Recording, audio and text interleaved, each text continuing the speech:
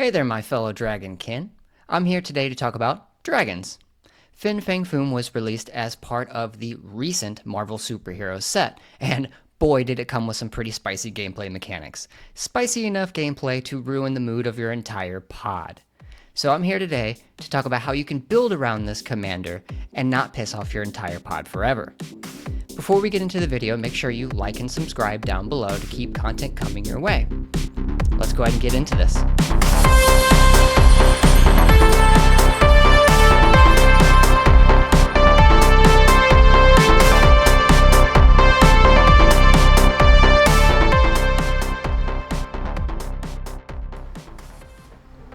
We'll go ahead and start with our commander, Fin Fang Foom. He is a 3/5 alien dragon villain with flying and the following ability.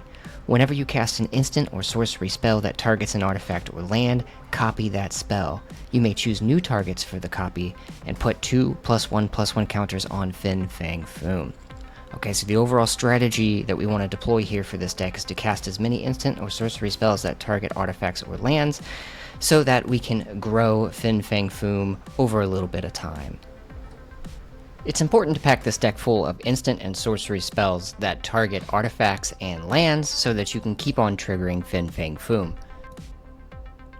In this deck we have about 21 cards that can target artifacts or lands. The key to avoiding full table hate forever with the mechanics of this commander is to mostly target artifacts rather than lands, especially in Bracket 2 style games.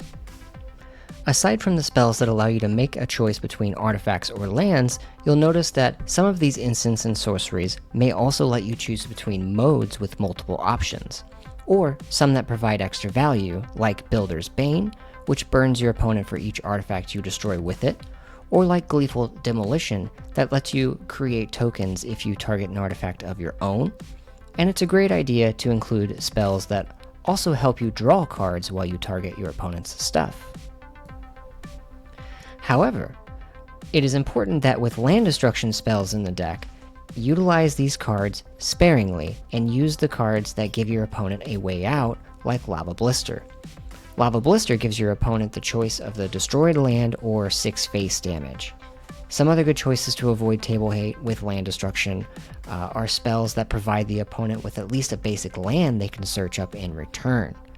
So when land destruction cards are used in this way, they tend to get less table hate since the opponent can have a way out of it or get something in return.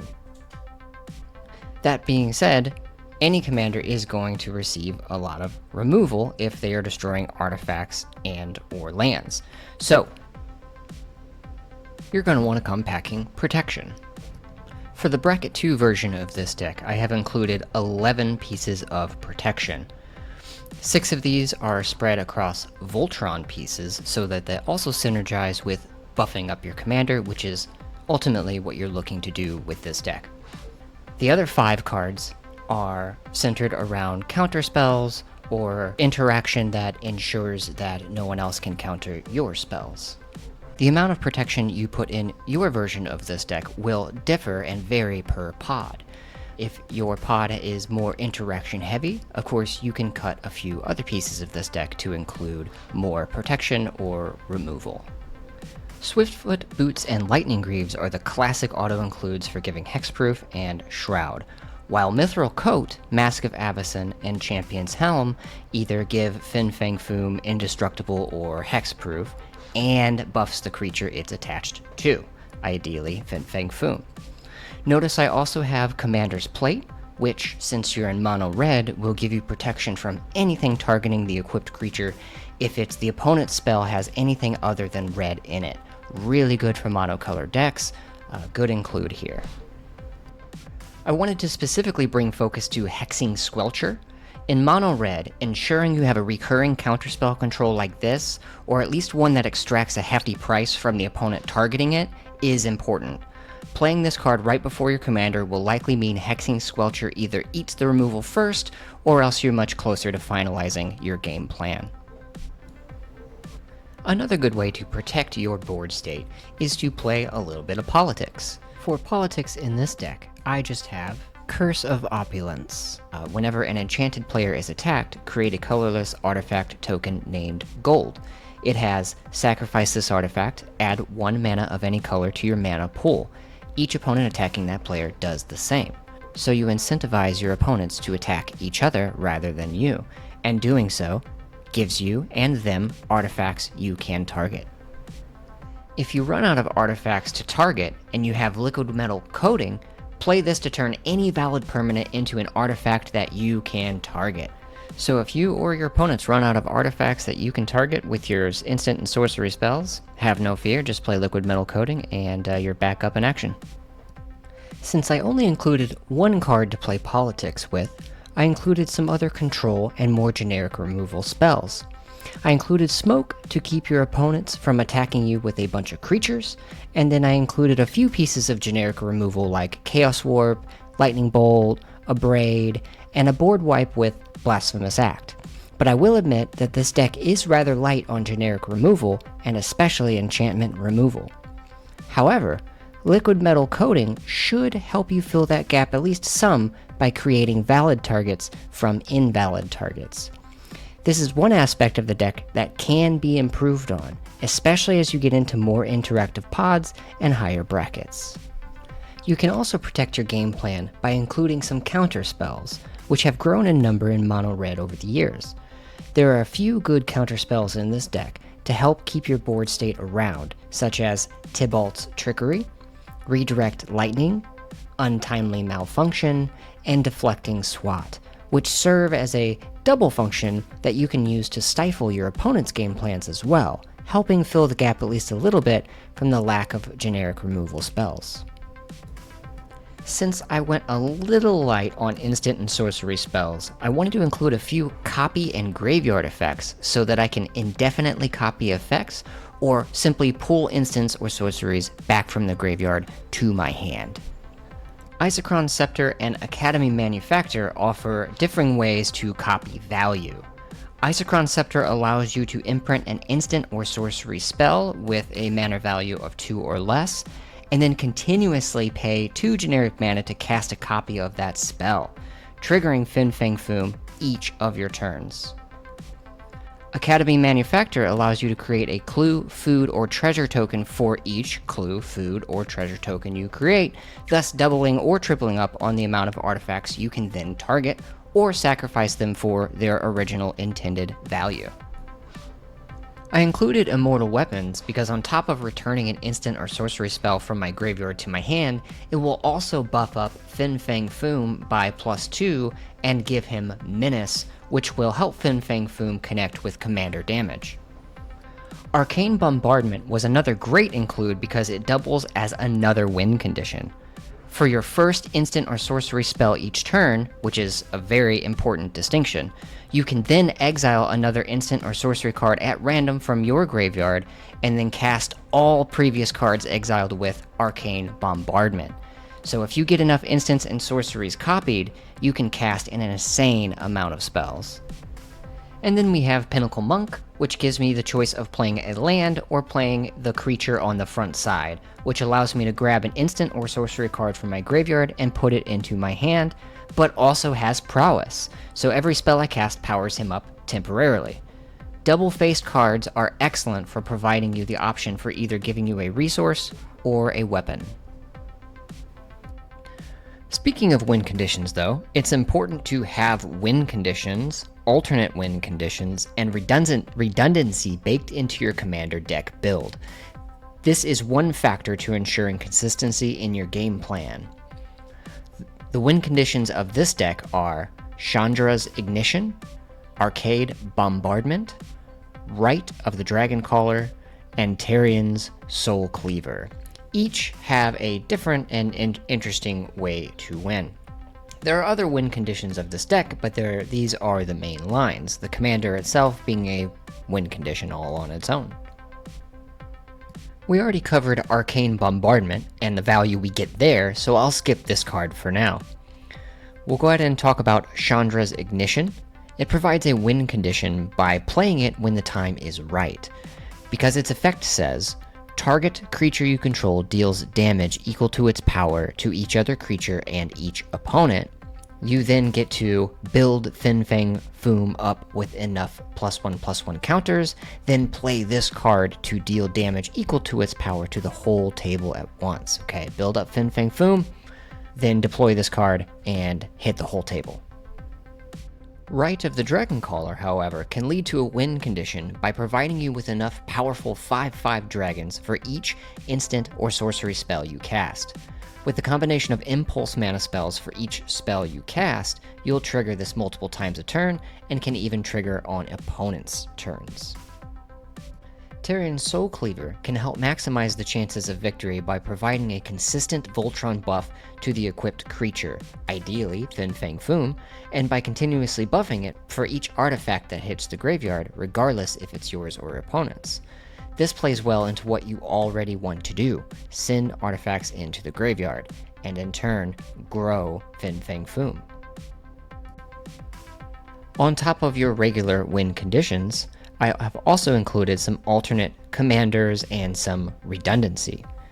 Of those, you have Scarlet Witch and Vision, Ashling Flame Dancer, and Gutter Snipe. These three redundancies and alternate options are pretty straightforward, but worth noting that Ashling Flame Dancer can snowball in value outside of just damage, especially if you cast multiple spells a turn. To help support the deck and its game plan, I have also included 17 creatures of varying synergies.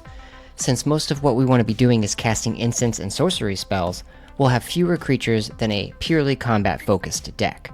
However, this deck build is slightly light on instants and sorceries in favor of creating alternate ways of generating artifacts to help create targets to grow Fin Fang Foom with, since the goal here is to play this deck again without your pod hating you by you targeting all of their lands after all.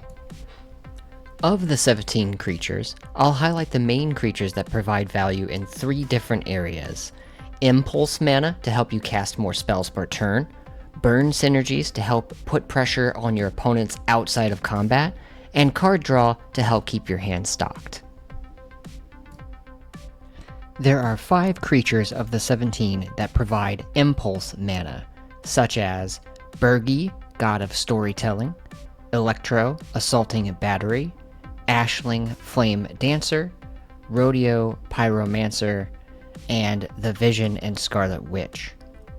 Each of these creatures being on the board means you're likely to cast more than one instant and sorcery spell per turn, providing 4 +1/+1 counters or more on Fin Fang Foom. There are 6 creatures that burn your opponents, either for using artifacts I gave them, artifacts hitting the graveyard, or simply by doing what you already want to be doing, which is casting spells. The burn synergistic creatures are Generous Plunderer, Reckless Fire Reaver, Electro Assaulting Battery, Gutter Snipe, Pain Distributor, and Ashling Flame Dancer. Because card draw is important, I did also throw in a couple of creatures that, while they provide other synergistic value, they also provide card draw. We've covered Ashling Flame Dancer quite a bit in this video, so I'll skip it at this time. But Bonehorde Dracosaur allows you to exile the top 2 cards of your library at the beginning of your upkeep. This alone provides some impulse draw to stock your hand, but the twist is that if you exile a land card, you don't lose that value entirely, you get to create a 3/1 red dinosaur token, or create a treasure token if you exile a non-land card, thus generating either more impulse mana or more artifacts to target. There are other creatures that help generate tokens in this deck, but you can check out my commander deck build link on Moxfield in the description below to look at them further. Before I move on from creatures though, I did want to add an honorable mention, and that is Stride Hanger Automaton. Stride Hanger Automaton allows you to create a 1/1 colorless Thopter artifact creature token with flying each time you create 1 or more artifact tokens, like the myriad of treasure generating creatures in this deck. Not only can it snowball with value from creature tokens, it also buffs the very tokens it creates by +1/+1. Now that we've covered building your game plan, protecting it, and synergizing it, I want to talk about the most important features of any deck you could ever make: ramp and card draw. In this deck, I have 13 card draw effects of varying card types, some single use, and some recurring. These cards are Bonder's Enclave, Fountain Port, Villainous Hideout, War Room, Mind Stone, Price of Freedom, Sky Crash, Commander's Sphere, Geomancer's Gambit, Smash, Ashling Flame Dancer, and Chandra Torch of Defiance.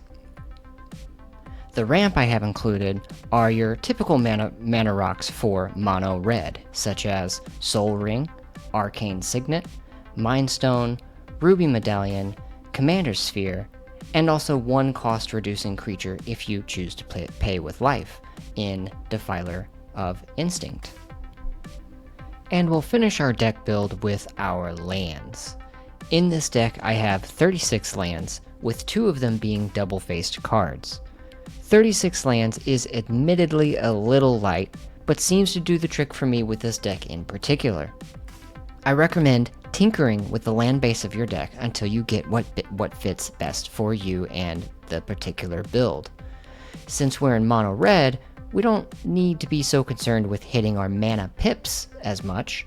This means that you can split more of your lands between value generators like Bonder's Enclave, Fire Nation's Palace, Valakut, the Molten Pinnacle, and your run-of-the-mill basic lands.